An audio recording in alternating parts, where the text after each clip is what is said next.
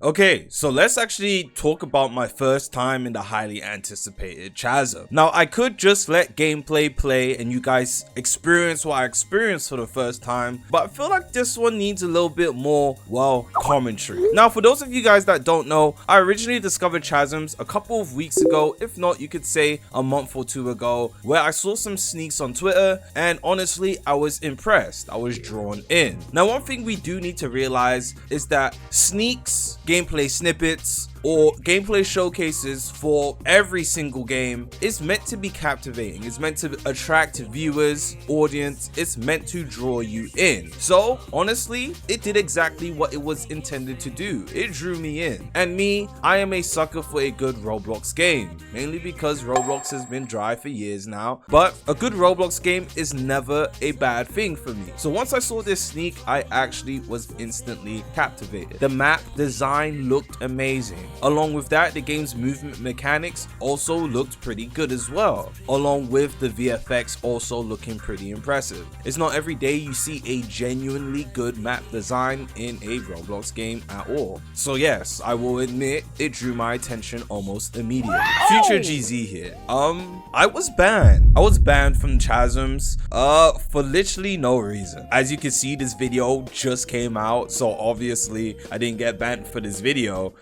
And the most I didn't talk in the Discord server, so the most I got banned for was yesterday's stream, and in yesterday's stream we played the game for the first time etc, but I didn't even say anything bad about the game. I mean, if you consider me saying the game should have released with more content and the gameplay loop is kind of boring and it feels like there's no point grinding for the new abilities, if you call me being honest about what I played bad, then I guess I got banned for that. But I didn't call the game bad. I actually vouched for the game to a certain extent and then commented on where the flaws were, that being the gameplay loop, etc. You'll see exactly the reason why, because I will actually be uploading the full stream VOD. This is the reason I got banned from Chasms. So if you're interested in watching the exact reason I got banned, I will be dropping this probably an hour, if not 30 minutes after this video comes out. So yeah, stay tuned for that. I guess it's a bit weird that Roblox developers are trolling. They're trolling. Now this actually led to my first video on this game, where it was titled along the lines of "This game isn't ordinary," and you can call that video Glaze. It's very easy for me to get attracted or be attracted to games with good map design, movement, and what looks like could be a decent combat system. And can you honestly blame me? Look at the platform as it is now. We genuinely have nothing, and it's been like this for a very long time. So seeing the sneaks from this game was genuinely a breath of fresh air. You had the treasure sneak that looked like you were actually able to find trap treasure chests or monster treasure chests that were able to trick you, kind of like how it is in Fearin. Along with that, I thought going down into the layers or the abyss, or let's just call it the mines. I thought going down into the mines was actually a really interesting concept that gave me Made in the Abyss vibes, collecting materials and coming back to the overworld with the materials in order to gain a profit. And then obviously the lower down you go in terms of the mines, the harder it is not only to get back up but to complete in general. However, fast forward a couple of weeks, there was actually an announcement actually telling us how the game was going to work, where one of the developers actually said, hey, this game is going to be releasing for beta and the game isn't going to actually have that much, if not any, content at all, which in this video I actually spoke about my distaste for that, mainly because if a game's only coming out with one class and 20 something abilities, it's not a lot to work with, and there's not going to be much replayability when it comes to something like that. That is something you play for an hour and you drop just because there's genuinely nothing to do within the game. To put this into a general perspective, think of games like Visteria or Arcane Odyssey. Arcane Odyssey released for early access, and if you think about it, though it didn't have most amount of content in the world, or at least as much content as it has now, it still had a good amount of content where you could probably play through the game's side quests and main story quests during the initial early access period within a 4 to 6 hour period if you played non-stop back to back with no breaks. And even then, you still had a whole bunch of replay value with this game, mainly because there was so much different magic combos you could do, and if you didn't want to use magic, there was also different weapons and fighting styles that you could utilize. There was a lot of reasons to replay Arcane Odyssey, and that people playing the game for months on end before the updates that came after it. And on the other hand, you have a game like Visteria as well that had something similar. It released for alpha, and during the alpha, though again there wasn't that much content, there was enough content to make it replayable. Wanting to get the best weapons, and not only getting the best weapons, you needed to max enchant your weapons with cursed scrolls, and cursed scrolls had a chance of actually destroying your weapon. So if you managed to max cursed scroll out your weapon, not only were you one of the luckiest people playing the game, and you had a weapon that was valued for an insane amount of money that people would literally try offer their souls for, but the game had a real sense of community that kept things tight knit. And again, the replay value, being able to go back and try out different classes etc before the game went into its beta and eventually released to the public. Though the games didn't release with a whole bunch of content, there was still enough content to keep the player base there for longer than an hour, where on the other hand, Chasms kind of lagged, because after your first 2 or 3 runs, you just kind of tune out. Now that brings us to today, my first time actually getting to play Chasm, and I'm not gonna lie, the game isn't terrible, but the game is super flawed. Now once you've loaded in the game, you actually get placed in, well, you just get thrown into the game. That's as simple as that. You get thrown into the game and you actually have your companion with you. Now this doesn't make too much sense, because essentially the first quest, quote unquote quest, because it's really just like a tutorial showing you how to do things, but the first quest is essentially you using your egg in order to gain your first companion. Now it just would have made more sense in terms of game design is if you spawned in without a companion, and then for the tutorial you are actually able to get a free incubation off in order to actually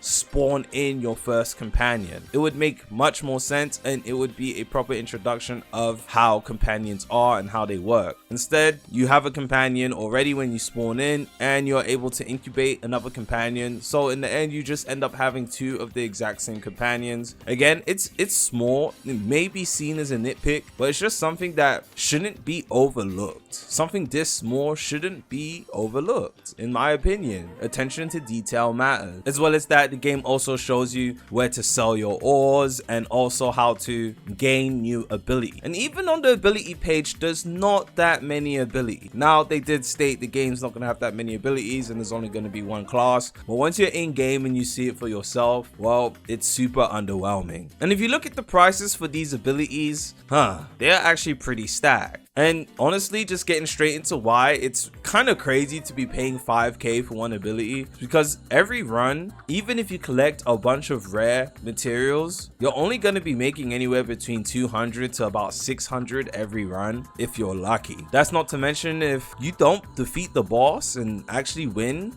you're gonna lose 50% of everything that's inside of your inventory, so you're probably gonna have even less. So yeah. Now let's actually talk about the gameplay. The gameplay is pretty simple. You go inside of the chasms, the mines, and you mine materials up. Now enemies are actually just going to spawn on you, so you do need to defeat them as you go along. There are certain areas that will have hidden chests, and these chests give you the chance of gaining EXP and eggs that you can use to incubate and unlock new companions. And that's pretty much it. You traverse the map, mining different materials, defeating the enemies that spawn on you, and you need to make your way down to where the boss area is. Now, I'm not gonna lie to you, the game doesn't have any heavy attacks and it doesn't have any blocking as well. Now, you can argue that you're gonna be using your momentum to avoid getting hit with abilities, which is all said and done is actually pretty decent. It's a good mechanic because this is a movement-based game, and the movement is done honestly like like an 8 out of 10 in this game. Movement is a solid 8 out of 10. However, the combat does feel a little bit underwhelming. It doesn't really feel impactful. It feels more like a hack and slash than an immersive combat system, if you know exactly what I mean. The moves are impressive and pretty flashy though. And honestly, that's it. You run around the map mining things, you follow this little yellow haze, and eventually you'll actually get to where the boss spawns. Now the boss does have attack patterns, and if you memorize the attack patterns and avoid the abilities, you can probably defeat the boss solo. But if you want an easier time, you're better off going into the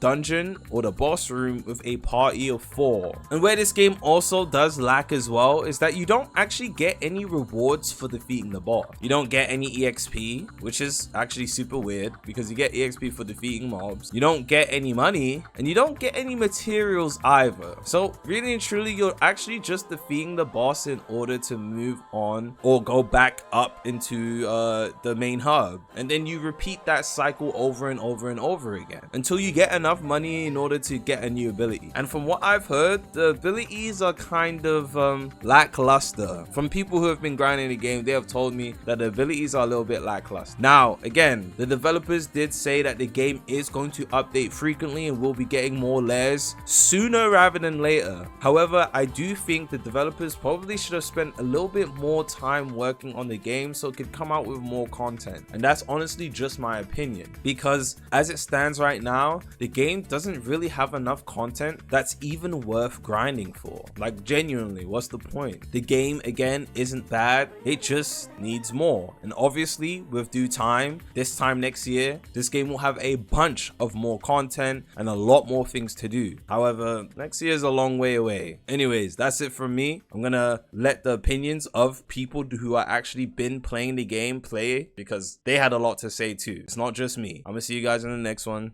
With is about $250 to $500 worth of sellable ores. Exactly. Yep. That's so it. you got to do that like completing the boss. Yeah, you got to do that like 50 plus times just to get a skill. And if the skill you get is trash, then it's like, why am I I don't know, man. Yeah, 15 times for one skill. So no one knows if they good or not. My king over here said he bought a skill for 4K and it's kind of mid. Oh, for real? Oh, see. How long did it even take him to get the skill? 4K? Oh my. Axe surface buns and it's 9K. See. People keep telling you to find good ores. Yeah, I literally just explained the math behind it. That it doesn't make too much of a difference. The game isn't bad though. I just feel like it needs more content, bro. Like there's just no way like the amount of content in the game is sustaining people's satisfaction. It just don't seem like a beta. This seems like a public stress test. Tight. I mean, the devs said they're gonna update the game often, so you know. I mean, if those updates contain a lot of content, that might be onto something. But if they gonna do this every update, I don't know. I mean, the game isn't finished, so we can't be too judgmental, but we can judge based off of what we have played. So I mean, you know, things of that nature.